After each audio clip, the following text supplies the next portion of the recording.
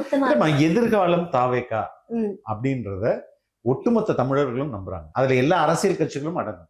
எனக்கே பலர் கால் பண்றாங்க. நான் தாவேக்கால சேரணும் சார், தாவேக்கால சேரணும் சார், எனக்கே கால் பண்றாங்க. அவர்கள் மாற்று கட்சியில இருக்க முக்கியமான ஆட்கள். அப்படி இருக்கும்போது இந்த ரிசல்ட் எல்லாருக்குமே தெரியுது இல்ல. இனி ஒரு தேர்தல் வந்ததுன்னா இவங்க எல்லாம் சிங்கிள் டிஜிட்ல தோப்பாங்க. புரியுதுங்களா? அந்த அளவுக்கு இம்பாக்ட் பவர் மக்கள் மத்தியில் ஏற்படுது. டெபாசிட்டாவது வாங்குவாங்களான்னு பார்க்கலாம். யாரு அப்பதான் நீங்க சொல்லுவீங்கன்னு நினைச்சேன். அந்த அளவுக்கு சிங்கிள் டிஜிட்ல தோத்துவாங்க. 5 லட்சம் உறுப்பினர்களோட மறுபடியும் தாவேக்காலை ஐக்கியமாகிறது அப்படின்றது ஒரு வரலாற்று நிகழ்வு தான். அது என்னன்னே தெரியல சார். விஜய் அவர்கள் சிஎம்ஆ பதவி ஏற்றதுக்கு அப்புறம் எல்லா சம்பவங்களுமே ஒரு வரலாற்று நிகழ்வு மாதிரி தான் நடந்துகிட்டு இருக்குது. ஆமா, ஒரு ஆட்சி, சரியான ஆட்சி எப்படி நடக்கும் அப்படின்றத இந்த முறை பார்க்கலாம்.